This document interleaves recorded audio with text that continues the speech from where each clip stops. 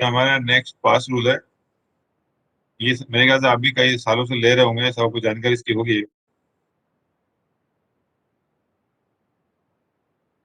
इस रूल में भी कॉल्ड रेले सर्वेंट पास रूल 1986। हमारा जो लास्ट भी चल रहा है पास रूल 1986 चल रहा है। This shall apply to all railway servant under the administrative control of Ministry of Railway but shall not apply to। ये सब पे लागू होता है, सब रेलवे कर्मचारी में, लेकिन निम्नलिखित पे लागू नहीं होता है। पास किस किस को नहीं मिलते हैं वो बताया गया है यहाँ पे। An apprentice engage under apprentice act. जो अप्रेंटिस जो भर्ती होते हैं 1961 के तहत, जो साल या 2 साल के लिए आते हैं, ट्रेनिंग करके चले जाते हैं, उनको पास नहीं मिलता है। कैजुअल लेबर जो आते हैं डेली वेजेस पे, कैजुअल लेबर जो टीएस मिलता है उनको तो सारी फैसिलिटी मिलती है, लेकिन टीएस मिलने से पहले सिर्फ एज ए कैजुअल लेबर काम करते हैं। आजकल कैजुअल लेबर की ऐसी भर्ती बंद हो गई है 1984 से, इसलिए कैजुअल लेबर को मिलेगा नहीं आपको। लेकिन नियम पुराने हैं, इसलिए मैं बता रहा हूँ आपको। कैजुअल एम्प्लॉयमेंट में जो होगा डेली वेजेस पे, उस पर लागू नहीं होगा। उसके बाद any person under the administrative control of the ministry of railway who by the general और specific order excluded from the facility of pass. अगर किसी को स्पेशल नियम के आधार पर इसको फैसिलिटी से अलग किया गया है तो वो उस पर लागू नहीं होगा। में कुछ परिभाषा दे दी है। एडॉप्टेड चाइल्ड किसको बोलते हैं बताया गया है कि जिसके लिए एडॉप्शन के लिए सेटिस्फैक्टरी प्रूफ है।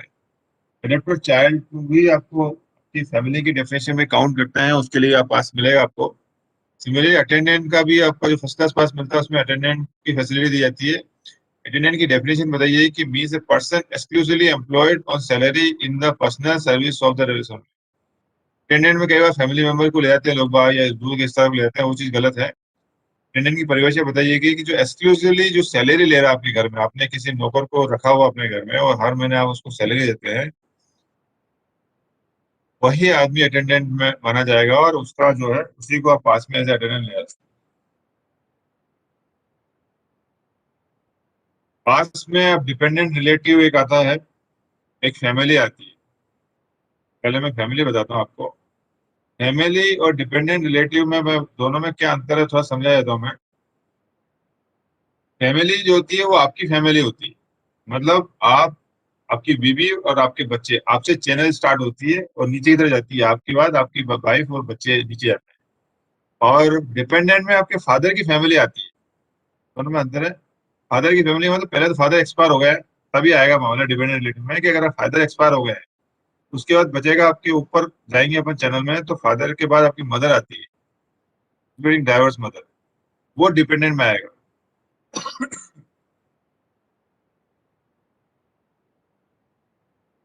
उसके बाद फादर नहीं है, मदर आपकी आ गई, डाइवर्स मदर भी आ गई। उसके बाद अनमेरिड सिस्टर है आपकी, विडो सिस्टर है, स्टेप सिस्टर है, या लीगली डाइवोर्स सिस्टर है, सारी सर विडो बहनें मदर, आपकी। हाँ जी, सर विडो मदर के लिए कोई रूल है क्या? जैसे उसकी पेंशन का कुछ इतना रुपीस पर मंथ होगी तो उसको नहीं मिलेगा? हाँ जी, हाँ जी, हाँ जी, बताता हूँ, पीछे आ रहा हूँ जी। पहले तो कौन आएगा? देखो, जो विडो मदर का नहीं, वो नियम आप पर सब पे लागू होगा, जितने भी ये लोग हैं। मैं आपको बता रहा हूँ ना, जैसे unmarried sister, divorce sister, widow sister, brother है, ये सब पे नियम आएगा। देखो, डिपेंडेंट के लिए दो कंडीशन है, मैं बता दूं। एक तो फादर जिंदा नहीं होंगे तभी डिपेंडेंट में ये सब लोग आएंगे। अगर फादर है, इनमें से एक भी नहीं आएगा आपके ऊपर। आपके डिपेंडेंट की डेफिनेशन की कहानी स्टार्ट होती है कि अगर पिता जीवित नहीं है तो। अगर आपके पिता जीवित हैं तो आपका ऊपर का चैनल भूल जाओ, आपका सिर्फ फैमिली ही रहेगी। समझ में आई बात? नहीं तो जी फैमिली में, सर। फिर आपकी फैमिली में window sister, window daughter, divorce daughter आएगी, वो अलग कहानी में बाद में बताऊंगा। तो डिपेंडेंट रिलेटिव में तभी आपके मेंबर्स आएंगे उसके, जब जब फादर जिंदा नहीं रहेंगे। जिसके फादर हैं उनके यहाँ डिपेंडेंट रिलेटिव में कोई भी मेंबर नहीं आएगा। और डिपेंडेंट रिलेटिव में दो चीजें मैंने बताई, पहला तो फादर का जिंदा होना नहीं होना चाहिए, दूसरा फिर उसका इनकम क्राइटेरिया आएगा, वो मैं आगे बताता हूँ। अभी पहले बताता हूँ कौन कौन आते हैं, ठीक है ना। तो पहले इसमें मदर आएगी, इंक्लूडिंग विडो मदर ऑब्वियसली होगी, फादर नहीं होगे तो। और डाइवोर्स मदर भी आ जाएगी। Unmarried widow sister, unmarried sister, widow sister, step sister और legally divorce sister. Legally divorce का कई लोग क्या करते हैं मैं बता दूं आपके लाइन स्टाफ में, कि एक डाइवोर्स का छूटा छेड़ा का कोई भी पंचायत का चिट्ठी भर देते हैं, या ऐसे ही के क्या कहते हैं उसको, लोकल जो रीति रिवाज से डाइवोर्स हो जाता है वो कागज चिट्ठी देते हैं या वर्बली बोल देते हैं, वो नहीं चलेगा। आप अगर इंचार्ज हैं किसी भी यूनिट के या आपको जानकारी में है कुछ गलत हो रहा है, तो लीगली डाइवोर्स का मतलब होता है कि कोर्ट में जाके डाइवोर्स फाइल करना पड़ता है दोनों हस्बैंड वाइफ को, और एक डिक्री मिलती है कोर्ट से। कोर्ट उसको अलाउ करता है कि हाँ भाई अब ये सेपरेट किया जाता है इन लोगों को, वो डिक्री बोलते हैं उसको।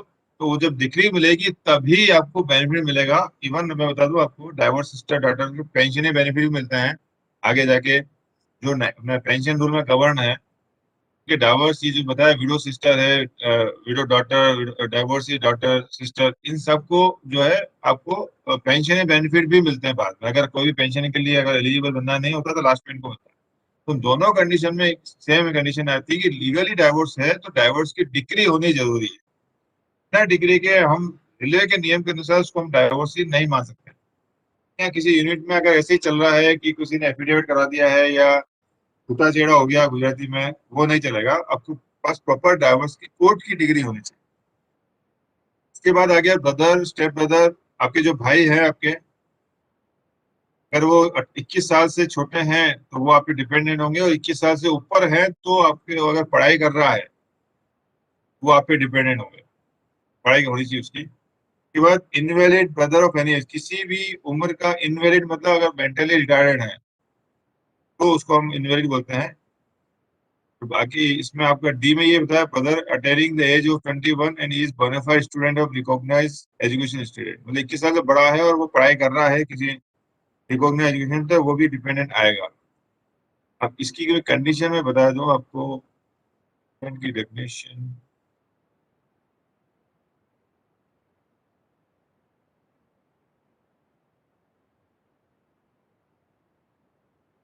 में शायद डालना रह गया है, मैं आपको थोड़ी बता देता हूँ। अच्छा क्वेश्चन है आपका।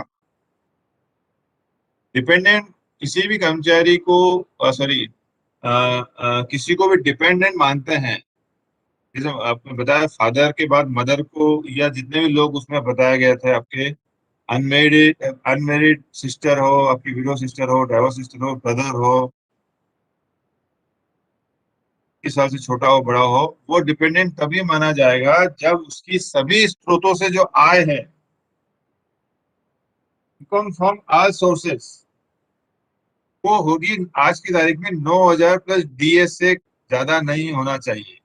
आज की तारीख में 17% डीए है, तो करीब जो भी, अगर मान लीजिए हम 1600 पकड़े, 1600 1700, 9,000 प्लस 1600 पकड़ते हैं हम, तो 10,600 एग्जैक्ट फिगर मुझे निकालना पड़ेगा, जोड़ के उससे ज्यादा नहीं होनी चाहिए इनकी आय। मतलब अगर हम 9,000 प्लस उस पर 17% डीए, और ये डीए हमेशा बढ़ता है, जैसे सपोज 1 जुलाई को मान लीजिए 25% डीए हो गया, तो 9,000 का 25% निकाल के जो अमाउंट आएगा उस अमाउंट से ज्यादा उसकी इनकम नहीं होनी चाहिए। अगर उससे कम है, वो लोग आपके डिपेंडेंट माने जाएंगे, तो उनको आपको पास में आप ले सकते हो एज ए डिपेंडेंट रिलेटिव। का सवाल But पूरा sir, होगा भैया? if father is alive and his income is less than 10,600 per month, then still he will be a dependent of नहीं, employee or मैंने what? कहा था ना, फादर अगर जिंदा है तो उनकी इनकम से कोई मतलब ही नहीं हमारे। Okay. फादर भलाई से कुछ भी नहीं कमा रहे हो, Oh. और हो सकता है वो बेटे के घर में रहते हो, फादर मदर उनके भाई लोग भी, तो Hmm. भी उनको डिपेंडेंट में वो लोग कोई भी नहीं आएगा, ऑफिशियली कोई भी नहीं आएगा। The first and marriage foremost rule is that the father should not be alive. Then only will not other be allowed, सही है। फादर अलाउ होंगे तो कुछ नहीं, फादर अलाउ नहीं होंगे तो आपके डिपेंडेंट में पास भी मिलेगा, मेडिकल फैसिलिटी भी सब मिलेगी आपको। Okay, sir. फादर अगर जिंदा है, भले से फार्मर हो या बिल्कुल, वो बिल्कुल इनवैलिड हो, फादर हैंडीकैप्ड हो, मेंटल रिटायर्ड हो, कुछ भी हो, अगर बिस्तर में पड़ा हो तब भी आपको कोई बेनिफिट नहीं मिलेगा। फादर की डेथ के बाद ही आपके जो परिवार के बाकी सदस्य, मदर और सिस्टर वगैरह भी, ब्रदर है, वो आपके डिपेंडेंट में है। बट सर 2010 में ये पार्लियामेंट में जब ये ममता बनर्जी रेल मिनिस्टर थी, तब एक रेल बजट के टाइम पे एक बात हुई थी कि मदर फादर भी डिपेंडेंट में आएंगे, और उसके लिए शायद कुछ पेपर वर्क भी हुआ था, पता नहीं अब उसका कहाँ तक हुआ, क्या हुआ। तो बिल्कुल सही बोला आपने। ममता बनर्जी घोषणा की थी, देखिए घोषणा करना एक अलग बात होती है, हम लोग उसी को बांटते हैं जो रेलवे बोर्ड लेटर निकालता है। रेलवे बोर्ड ने ऐसा कोई लेटर नहीं निकाला है जिसमें फादर ये कुछ परिभाषा चेंज गई हो। जब तक रेलवे बोर्ड नहीं निकालेगा, हमारे लिए तो यही कहानी है कि फादर जीवित नहीं होने चाहिए। ठीक है। राइट। मैं आपको बता रहा था, एक थोड़ा सा अधूरा बताया मैंने, रह गया भूल गया बताया, कि एक तो मैंने बताया था कि उसकी सभी स्रोतों से जो आय है वो 9,000 प्लस डीए 17% डीए या 15% of the basic of the employ whichever is higher, उससे ज्यादा नहीं होनी, उससे ज्यादा नहीं होनी चाहिए। अब मैंने पूरी डेफिनेशन बताई, तब मैं थोड़ी आधी बताई थी आपको। मतलब ये है कि आपको दो क्राइटेरिया पकड़ना है, उस दोनों क्राइटेरिया में से जो ज्यादा हो उसको पकड़ना है। फॉर एग्जाम्पल, एक तो मैंने बता दिया आपको, ये 10,600 मान लेते हैं अपन, 17% डी है 10,600। किसी आदमी का आज की तारीख में बेसिक जो है वो हम मान लेते हैं 1 लाख रुपए बेसिक है, ठीक है। तो 1 लाख रुपए बेसिक है, तो 1 लाख का 15% कितना होता है? 15,000, ठीक है। तो नियम ये बोलता है कि 9,000 प्लस डी है 10,600, और ये 15,000, इन दोनों में से जो भी ज्यादा है उससे ज्यादा नहीं होनी चाहिए उसकी इनकम। यानी 10,600 और आपका 15,000 में ज्यादा आपका आता है 15,000। 15,000 से ज्यादा नहीं होना चाहिए, यानी जिसका बेसिक ज्यादा होता है उनका ये लिमिट बढ़ जाता है। ये मैक्सिमम ऑफिसर्स है, रनिंग स्टाफ है, उनका आपका बढ़ जाएगा। बाकी आम आदमी का तो 50-60 हजार होता है बेसिक एवरेज। हम माने ग्रुप डी स्टाफ है या एवरेज 4200 तक का 45-50 हजार बेसिक, तो 50,000 का 15% निकालते हैं तो कितना आता है? 7,500 आता है, सही है ना। 50,000 बेसिक वाले का 7,500 आएगा, तो 7,500 या 10,600 में तो 10,600 आएगा, वो हमेशा ज्यादा आता है। लेकिन अगर बेसिक जो कि ज्यादा है, क्योंकि स्पेशली है तो रनिंग स्टाफ का हम 30% जोड़ देते हैं उनका, तो उनका बेसिक बढ़ जाता है। ये जो पुराने लोग हैं या ऑफिसर्स का बेसिक बढ़ जाता है, जैसे डीआरएम का जनरली 2 लाख होता है, 2 लाख, 2.25 लाख, 2.5 लाख बेसिक। डीआरएम के लिए अगर हम माने डिपेंडेंसी क्राइटेरिया, तो 2 लाख अगर मानते हैं तो 2 लाख का 15% होता है 30,000। यानी वो उनके यहाँ किसी को डिपेंडेंट में लाना है, तो उनके जो भी ब्रदर सिस्टर वगैरह जो भी हैं कि 30,000 से अगर कम आती है मंथली इनकम है, तो वो डिपेंडेंट में की डेफिनेशन में आएंगे। थोड़ा मुश्किल है, समझ में आया आप लोगों को? नहीं समझ में आया? क्यों आया? आपका डिपेंडेंट के लिए एक क्राइटेरिया नहीं है, सिर्फ 9,000 प्लस डीए नहीं है। रेलवे बोर्ड ने दो बेनिफिट दिए, एक बेनिफिट साथ में दिया है कि 9,000 प्लस डीए या उस कर्मचारी की बेसिक का 15%, इन दोनों में से जो भी ज्यादा है उस ज्यादा से ज्यादा नहीं होना चाहिए उसकी इनकम। अगर अगर आपका बेसिक का 15% 10,600 से कम है, तो 10,600 हम पकड़ेंगे। 10,600 में एग्जैक्टली बता रहा हूँ मैं, एक लमसम बता रहा हूँ कि 15 हम उसमें डीए 17% जोड़ के जो भी अमाउंट आएगा, 10,500 600 जो भी आएगा, उससे अगर कम है आपका 15%, तो आपको 10,000 सब प्लस पकड़ना आपको। अगर उससे ज्यादा आता है, सपोज आपका 15% 11,000 आता है, तो आपको 11,000 से ज्यादा नहीं होना चाहिए। जिसका बेसिक ज्यादा हो जाएगा उसका डिपेंडेंट क्राइटेरिया का बढ़ जाता है, अमाउंट बढ़ जाता है। तो ज्यादा लोगों की संभावना होती है कि वो लोग डिपेंडेंट में आ जाए, अगर फादर जिंदा नहीं है तो। ठीक है भैया, इस समझ में आया लगता? जी सर। चले आगे। क्लियर। तो डिपेंडेंट होने का दो क्राइटेरिया है, अमाउंट, दो अलग अलग अमाउंट है, उन दोनों अमाउंट में जो ज्यादा अमाउंट होगा हम उसको पकड़ते हैं। हालांकि बहुत कम लोगों को मालूम है। और उसके बाद हम चलते हैं फैमिली। फैमिली में जैसे मैंने बताया है, आपकी फैमिली मतलब आपसे चैनल स्टार्ट होती है, आपकी आपकी वाइफ और आपके बच्चे। बच्चे में फिर मैरिड डॉटर भी हो सकती है, अनमेरिड भी हो सकती है, डाइवोर्स डॉटर भी होगी, विडो डॉटर भी होगी। उनके लिए भी डिपेंडेंसी क्राइटेरिया सेम है जो अभी मैंने बताया, कि जनरली शादी के बाद लोग नहीं आते हैं, लेकिन अगर शादी के बाद अगर वो लोग डाइवोर्सी है वो हो जाते हैं, तो वो भी फैमिली की डेफिनेशन में आएंगे। लेकिन वो डिपेंडेंट होने चाहिए।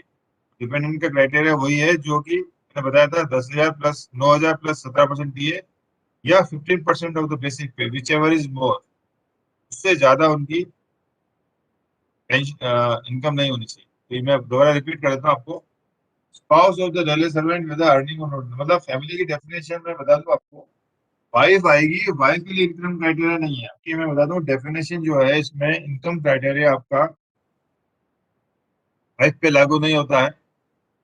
सन अगर 21 साल से ज्यादा है तो उसके पे लागू होगा आपका। उसके बाद आपकी अनमेरिड डॉटर है, अनमेरिड डाटर के ऊपर भी इनकम क्राइटेरिया नहीं जाता। Unmarried daughter of any age whether earning or not earning.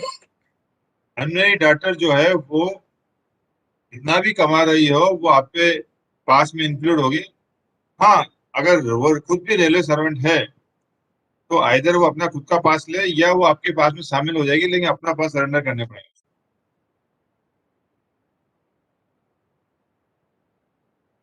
बाकी मैंने बता दिया, विडो डाटर आ गई अगर डिपेंडेंट है आपकी। Diverse, legally diverse daughter. Legally diverse का मतलब जैसे मैं पहले बता चुका हूँ, लीगली मतलब कोर्ट से डिग्री आनी चाहिए कि आप कहाँ है। उसके बाद काइंड्स ऑफ पासेस। पहला आपका ड्यूटी पास। कितने तरह के पासेस होते हैं ये क्वेश्चन बनेगा आपके ऊपर। एक तो फैमिली की क्वेश्चन आता है पास के रूल के अंदर कि फैमिली की डेफिनेशन बताओ, उसमें कौन कौन लोग आते हैं। या फैमिली में पास रूल के तहत फैमिली और डिपेंडेंट रिलेटिव की डेफिनेशन बताओ, उसमें कौन कौन आते हैं। तो ये कॉमन मैंने आपको बता दिया है। तो अगला क्वेश्चन आपका आता है कितने तरह के पासेस होते हैं। उसमें पहला ड्यूटी पास होता है। जब कर्मचारी को हम किसी ड्यूटी पर बाहर भेजते हैं हेडक्वार्टर से तो उसको ड्यूटी पास दिया जाता है। ड्यूटी पास में भी अलग अलग तरह के पासेस होते हैं। एक तो चेक पास होता है आपका, जो ग्रुप सी को मिलता है उसकी एंटाइटल के हिसाब से, फर्स्ट क्लास सेकंड क्लास। एक होता है मेटल पास जो कि ऑफिसर्स को मिलता है। मेटल पास में भी तीन तरह के पासेस होते हैं, गोल्ड पास, सिल्वर पास और ब्रॉन्ज पास। गोल्ड पास जो है वो चेयरमैन रेलवे बोर्ड मेंबर्स और फाइनेंशियल कमिश्नर को मिलता है। उसके बाद गोल्ड पास जोन के अंदर सिर्फ एक ही व्यक्ति को मिलता है, वो होता है जनरल मैनेजर। मान लीजिए वेस्टर्न रेलवे में हम पूछें तो वेस्टर्न रेलवे में एक ही व्यक्ति को मिलेगा जो कि होता है जनरल मैनेजर को ही गोल्ड पास मिलता है। इसके अलावा भी बोर्ड के मेंबर को मिलेगा। सिल्वर पास सभी एडमिनिस्ट्रेटिव ग्रेड ऑफिसर को मिलता है। एसएजी ग्रेड ऑफिसर जो कि टीआरएम या एडीआरएम से ऊपर के रैंक के होते हैं। डिवीजन में एडीआरएम, डीआरएम या हेडक्वार्टर में जो एचओडीज वगैरह रहते हैं उनको मिडिल पास मिलता है, सिल्वर पास मिलता है। और उसके बाद जितने भी जो लोग बचते हैं जूनियर स्केल ऑफिसर से लेके up to J grade officer, selection grade officer जितने भी होते हैं उन सबको ब्रॉन्ज पास मिलता है। पास के अंदर चाहे कोई पास हो, ब्रॉन्ज पास में और फिर अधिकारी जो है अपने वाइफ और बच्चों के साथ टोटल 4 सीट ले पे जा सकता है ऑन ड्यूटी। मैं आपको बता दूं सारे गेस्टेड ऑफिसर एंटाइटल है इसके लिए। टेक पास जो है it is issued to individual whenever the occasion arise to proceed on duty. जब भी ड्यूटी पे भेजा जाता है तो ये दिया जाता है। Duty pass to the gazetted officer will cover their wife, husband and minor sons daughter, but they are permitted। Duty पास जो चेक पास है ये ऑफिसर को भी देते हैं गेजेटेड ऑफिसर में, जिसमें उनके वाइफ और बच्चे भी शामिल होंगे जो 4 साल 4 से ज्यादा बर्थ नहीं ले पाएंगे। के बाद आएगा प्रिविलेज पास। यार प्रिविलेज पास आपको मालूम है सुविधा पास जो होती है वो कर्मचारी को दी जाती है। और उसका क्राइटेरिया जो बता दिया आपने कि ग्रुप ए और ग्रुप बी को 6 सेट पास मिलते हैं। और वो होता है फर्स्ट क्लास ए पास बोलते हैं इसको। फर्स्ट क्लास ए पास जो होता है वो गेजेटेड ऑफिसर को मिलता है। एक साल में 6 मिलते हैं इनको और 4 पीटीओ मिलते हैं ड्यूरिंग कैलेंडर ईयर। ये चाहे enjoy to travel any class other first class को छोड़ के वो किसी भी क्लास में ट्रेवल कर सकता है। फ्री अलाउंस जो होता है इसमें 140 किलो मिलता है और बच्चों को 70 किलो मिलता है। ये लोग सेकंड एसी में जा सकते हैं। जो भी मैंने बताया आपको, अगर ये फर्स्ट एसी में जाना चाहें तो फर्स्ट क्लास और सेकंड क्लास का जो डिफरेंस होता है उसको 1/3 जमा करना पड़ता है उनको। 1/3 जमा करेंगे ये लोग, 1/3 जमा करके फर्स्ट एसी में जा सकते हैं। ग्रुप सी के बारे में जो बताया गया है कि अप टू 5 साल को एक पास मिलता है, 5 साल के बाद 3 पास मिलते हैं और 4 सेट ऑफ पीटीओ मिलते हैं ड्यूरिंग कैलेंडर ईयर। पास पीटीओ में not more than 2 dependent can be included in pass PTO subject to the condition that total number of person in the pass PTO shall not exceed 5। एक पास के अंदर पास PTO में आपकी family की definition में जितने भी लोग आते हैं, 2 लोग, 5 लोग, 10 लोग, 15 लोग, आप पास में जितने भी फैमिली मेंबर हैं उसको आप ले जा सकते हो। लेकिन डिपेंडेंट को अगर ले जाते हो तो एक पास के अंदर मैक्सिमम 2 से ज्यादा डिपेंडेंट नहीं ले सकते हो। डिपेंडेंट को आप जैसे शामिल करते हो पास में, चाहे एक डिपेंडेंट हो चाहे 2, तो मैक्सिमम आप 5 से ज्यादा उस पास में लोगों को नहीं दे। अगर आपके घर में मान लीजिए 5 या 6 बच्चे हैं, आपके 6 बच्चे हैं, तो 6 और 2 8 हो जाते हैं। 8 को आप ले जा सकते हो नॉर्मली, लेकिन अगर आप साथ में मदर को या सिस्टर को, डिपेंडेंट को लेके जाते हो, एक को भी, तो आप केवल फैमिली मेंबर 4 को ले जा पाओगे और एक डिपेंडेंट किसी को ले जा पाओगे। और अगर 2 डिपेंडेंट को लेके जाते हो तो सिर्फ फैमिली मेंबर में से 3 को ही ले जा पाओगे। ये पास की कंडीशन है कि किसी पास में 2 से ज्यादा डिपेंडेंट लागू नहीं होंगे, और अगर डिपेंडेंट इंक्लूड करते हैं तो 5 से ज्यादा आप नहीं ले जा सकते। हमने क्राइटेरिया जो ढूंढ रहा था, ये मिला है, लिखा हुआ है dependent relative relation to railway servant shall be deemed to be wholly dependent on railway servant if only if his her income from all sources including pension DNS leave does not exceed 15% of the basic pay per month or amount allowed by being minimum pension at rupees 90,900 whichever is more। मैं आपको बता चुका हूँ कि किसी भी कर्मचारी को के ऊपर किसी भी व्यक्ति को डिपेंडेंट पूरी तरह से डिपेंडेंट तभी माना जाएगा जब उसकी सभी स्रोतों से आय जो है, में पेंशन और डीएनएस लिए सब कुछ काउंट करेंगे तो वो उसकी बेसिक की 15% से ज्यादा नहीं होना चाहिए, या 9,000 प्लस डीए, इन दोनों में से जो भी ज्यादा है उससे अधिक नहीं होना चाहिए, तभी हम रिलेटिव को डिपेंडेंट रिलेटिव माना जाएगा उस कर्मचारी के ऊपर। वैसा है तो देखिए, ये परिभाषा में कई सालों से सेम है, बस ये 9,000 का अमाउंट चेंज होता रहता है। अभी 9,000 था, इससे 6 पीसी के अंदर 3,500 था, उससे पहले जो भी था 1,250 समथिंग था। ये जो अमाउंट है 9,000, ये अमाउंट हर पे कमीशन में चेंज होता है। जो मिनिमम फैमिली पेंशन या पेंशन जो होता है मिनिमम, वो अमाउंट यहाँ आता है। आज की तारीख में मिनिमम पेंशन जो है किसी कर्मचारी को, जो पेंशन रूल 1993 में गवर्न है, मिनिमम उसको 9,000 मिलता है। 9,000 से कम ना तो पेंशन मिलता है, ना ही फैमिली पेंशन मिलता है। जो मिनिमम पेंशन फैमिली पेंशन होता है वही डिपेंडेंट क्राइटेरिया होता है हमेशा। हर पे कमीशन में मिनिमम पेंशन बट चेंज होता है तो वही अमाउंट नहीं आ जाएगा। बाकी डेफिनेशन डिपेंडेंट की वही है सालों से। आज पीटीओ की वैलिडिटी जो है 5 महीना कर दिया, अभी लेटेस्ट जो नए नियम है उसके हिसाब से पीटीओ की 5 महीना है। Break journey is permitted only where it is mention on pass and endorsement is to be taken on back of pass from the station where journey is. Break journey आपको तभी मिलेगा जब आपने पास में एंडोर्समेंट किया गया है।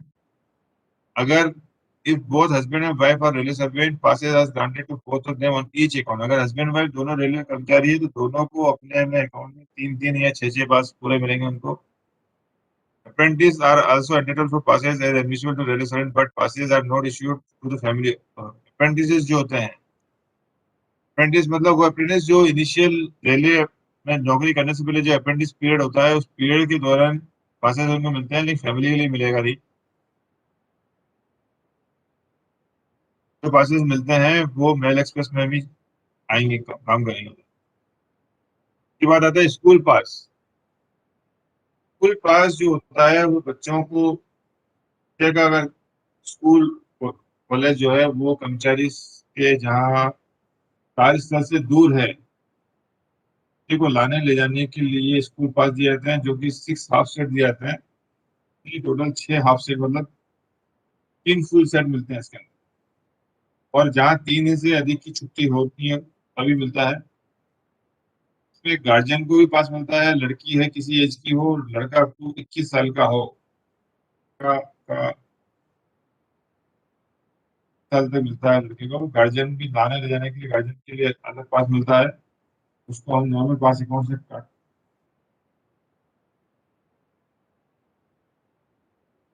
मैंने बताया 3 सेट और 6 half set are admissible to every child calendar year in addition to regular pass के अलावा ये एडिशनल पास मिलता है।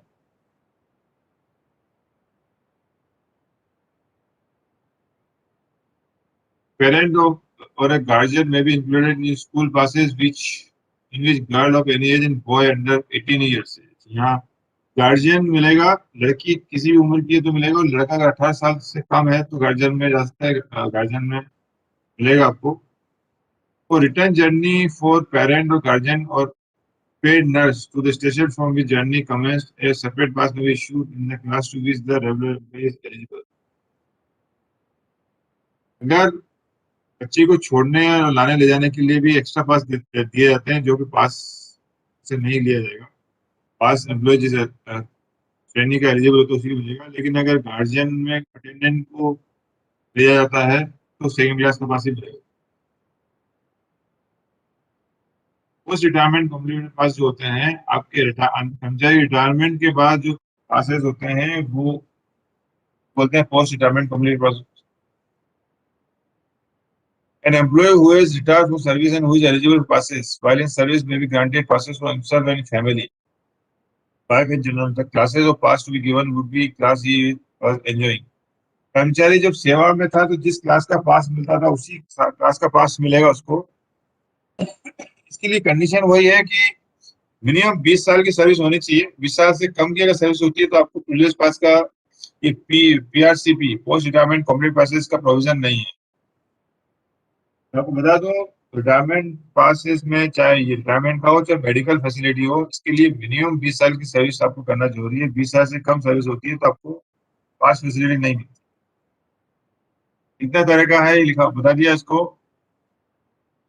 रेजिडेंट ऑफिसर जो 20 साल की सर्विस से ऊपर करते हैं तो उनको 3 सेट मिलते हैं हर साल में, और ग्रुप सी को 2 मिलते हैं पास। विडो की बात आती है कि ये स्कीम जो चालू हुई है विडो की, ये 12/3/87 चालू हुई है। 12/3/87 से पहले के एक नियम था कि कोई कर्मचारी को ऑप्शन लिख के देना पड़ता था कि विडो पास लेगा कि नहीं लेगा। पहले हमको 6 पीटीओ मिलते थे। विचार कर दिया था 6 पीटीओ में अगर कोई लिख के देता था ऑप्शन कि भाई मेरे को वाइफ के लिए विडो पास चाहिए, मेरे बाद उसको 2 पीटीओ कटवाने पड़ते थे तो उसको विडो पास मिलता था, और जो नहीं कटवाता था उसको 6 पीटीओ मिलते थे, उस वाइफ को फिर विडो पास नहीं मिलता था। लेकिन 12/3/87 से नियम आ गया है कि मैंडेटरी कर दिया है, ऑप्शन बंद कर दिया कि नहीं, अब 87 के बाद जो भी लोग रेलवे सर्विस में आए हैं उनको तो विडो पास मिलेगा मिलेगा, और 6 पीटीओ का सिस्टम बंद करके 4 ही मिलेगा। लेकिन जिन लोगों ने ऑप्शन नहीं दिया था, जो लोग विडो पास के लिए ऑप्शन नहीं दिया था और 6 पीटीओ ले रहे थे, उनके लिए भी अब ऑप्शन आ गया है कि अगर 250 रुपये जमा करके विडो पास स्कीम में उनकी विडो जो है वो शामिल हो सकती है।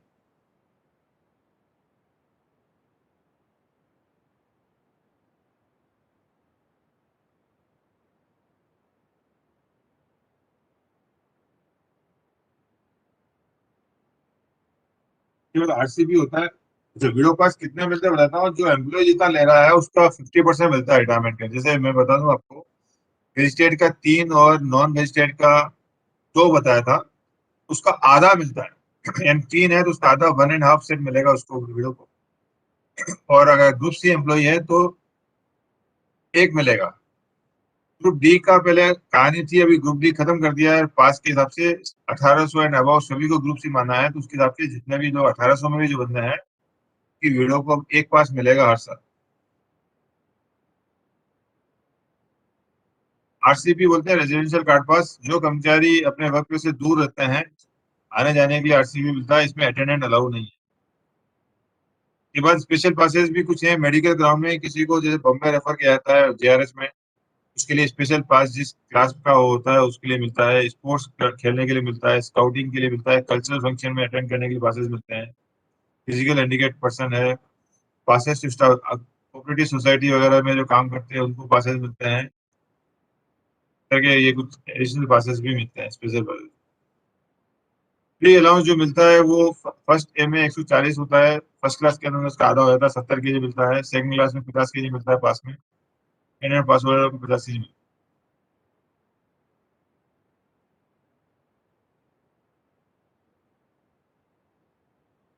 सस्पेंशन में पासेस जनरली नहीं मिलते हैं, लेकिन एक्सेप्शनल सर्कमस्टांसेस में पासेस दिए जा सकते हैं। तो अथॉरिटी ने सस्पेंड किया, उसकी मर्जी, उससे परमिशन लेनी पड़ेगी, उसी केस में दिया जाएगा। अभी रिसेंटली एक नया नियम भी आया हुआ है जिसने बताया कि कई बार एम्प्लॉय को अलाउ नहीं किया जाता, लेकिन फैमिली को जाना होता है तो फैमिली के लिए भी कोई अप्रूवल लेने के बाद फैमिली को पास मिलता है एम्प्लॉय का सस्पेंशन में हो। कितने पास मिलते हैं बता दिया है कि ग्रुप ए और बी के लिए 3 सेट मिलेंगे उसको सस्पेंशन के दौरान, लेकिन वो ऑलरेडी ले चुका है। That if the passes account the pass account of the officer for the year more than half number pass has been awarded of, अगर 3 ऑलरेडी ले चुका है तो फिर कुछ नहीं मिलेगा उसको। सिमिलरली पीटीओ जो होंगे उसको 2 मिलेंगे, 2 से ज्यादा उसको नहीं मिलेगा। अगर 2 ले चुका है तो कुछ को नहीं मिलेगा। ग्रुप सी डी के लिए एक ही पास मिलेगा सस्पेंशन के दौरान, लेकिन उसके पास अकाउंट में एक ही पास है तो उसको कोई पास नहीं मिलेगा। पीटीओ का भी इसमें बताया 2 पास लिए हुए हैं, मिलेंगे, अगर दोनों अवेल कर चुके तो फिर नहीं मिलेगा। एक और ईयर एंडिंग का एक नियम है पास की, आपके किसी वजह से ट्रेडिंग पास, यानी आपने इस साल 2000 मई चल रहा अपना, तो मैं बता दूं 2020 के पास अभी आपने बाकी हैं आपके, इसलिए बाकी होंगे इस साल अपने, कई लोग जा नहीं पाए कोरोना की वजह से। तो ईयर एंडिंग पास का भी एक प्रोविजन है कि कोई आदमी पर्टिकुलर कैलेंडर मंथ का अगर पास नहीं ले पाया है, पहले एक नियम था जिसमें 31 दिसंबर को सब लोग पास ले लेते थे, 4 महीने की वैलिड हुआ करता था। 31 दिसंबर को बहुत भीड़ लगती थी पास लेने। अब 31 दिसंबर को लेने की जरूरत नहीं है, आप कभी भी ले सकते हो, लेकिन अगले 5 महीने का वैलिडिटी है तो 30 महीने तक, 30 मई तक वैलिडिटी होता है। आप 30 मई तक कभी भी ले सकते हो, पास को ले सकते हो, आपका लास्ट ईयर का पास, लेकिन उसकी वैलिडिटी जो होगी वो 30 मई तक ही होगी। यानी आपने अगर 30 मई को निकाला, 30 मई की वैलिडिटी खत्म हो जाएगी। आपने फरवरी में पास लिया तो उसकी वैलिडिटी भी 30 मई तक ही होगी, 4-5 महीना नहीं होगा। ये ईयर एंडिंग पास का नियम है कि आप लास्ट ईयर पास ले नहीं पाए हो तो आपको 30 मई आप पास, जो बचे हुए पास है वो ले सकते हो, उसके बाद वो लैप्स हो जाएगा। एक और नियम उसमें लिखना रह गया, एक पास एडवांस पास भी होता है आपका, एग्जैक्ट नाम मुझे याद नहीं आ रहा। अगर मान लीजिए 2021-20 चल रहा है, आपका 21 चल रहा है, और आपके मान लीजिए आपको जनवरी आपके 2000 मान लीजिए 21 हम चल रहे हो और दिसंबर तक अक्टूबर में ही सारे पास खत्म हो गए, आपके पास कोई पास नहीं है, आपके पास जो 3 पास मिलते हैं तीनों पास आपको ले लिए हैं। अब आपको एक एक्स्ट्रा पास चाहिए, साल का तो नहीं मिलेगा, लेकिन मान लीजिए आपको जनवरी में 1 जनवरी के बाद आपको जाना है कहीं भी, रजिस्ट्रेशन करा के कहीं जाना है कोई फंक्शन, तो 1 जनवरी का पास अगर 1 जनवरी को देंगे हम तो रिजर्वेशन कहाँ से करोगे? हो नहीं पाएगा। उसके लिए एक रूल है कि एडवांस में शायद 100 डेज है, शायद 5 महीना कर दिया, दोनों में तो कंफ्यूज हूँ, शायद तो 5 महीना कर दिया अभी। तो वो एडवांस आप ले सकते हो पास उस पर्टिकुलर ईयर का। जैसे मान लीजिए 2022 की हम बात करें तो 2022 का जो पास है जनवरी का, वो हम शायद 5 महीना है कि 100 डेज, और देखना पड़ेगा, शायद तो 5 महीना हो गया, तो हम ले सकते हैं पास। पास लेके रिजर्वेशन पर्पस में हम ले सकते हैं, लेकिन आप जर्नी 1 तारीख के बाद ही कर पाओगे उसके, वो सिर्फ रिजर्वेशन पर्पस में, उसको बोलते हैं एडवांस पास होता है, वो आप एडवांस में ले सकते हैं, लेकिन जर्नी आप वहीं तक होगा 1 तारीख के बाद ही आप कर सकते हैं। तो ये एक एडवांस पास का भी प्रोविजन है। एडवांस पीटीओ मिलता है सर, पास के जैसे पास हाँ, मिलता है पास एडवांस पीटीओ पीटीओ दोनों, मिल जाता देखिए पास का मतलब इसमें दोनों आती है, जहाँ भी मैंने पास बोला वो पास और पीटीओ दोनों। आपका ईयर एंडिंग पास भी होता है, ईयर एंडिंग पीटीओ भी होता है। ईयर एंडिंग एडवांस पास भी होगा तो एडवांस पीटीओ भी होगा, अगर आप एडवांस में लेना चाहते हैं, लेकिन वो सिर्फ रिजर्वेशन पर्पज से होगा, जर्नी आप 1 तारीख के बाद ही कर पाओगे। ये आपका पास का चैप्टर हो गया, इसमें किसी को डाउट हो तो पूछ सकते हैं। पास रूल में जो इम्पोर्टेंट है वो डिपेंडेंसी क्राइटेरिया है, उसको समझना जरूरी है, क्योंकि डिपेंडेंसी क्राइटेरिया जो है वो हमारे हर जगह लागू होता है, मेडिकल में भी लागू होता है, रिटायरमेंट के बाद हम सेटलमेंट ड्यूज है, पेंशन बेनिफिट है, कोई डिपेंडेंट कहीं पे भी जहाँ डिपेंडेंट होता है, ये फैमिली की डेफिनेशन होती है, वो पास रूल की फैमिली की डेफिनेशन ही हर जगह चलती है। क्वेश्चन तो यही रहा, मैंने फैमिली की डेफिनेशन बताओ, डिपेंडेंट बताओ, कौन कौन से पास मिलते हैं, टाइप्स ऑफ पासेस क्या है, ड्यूटी पास क्या है, इस तरह के भी क्वेश्चन जो है वो बनते हैं।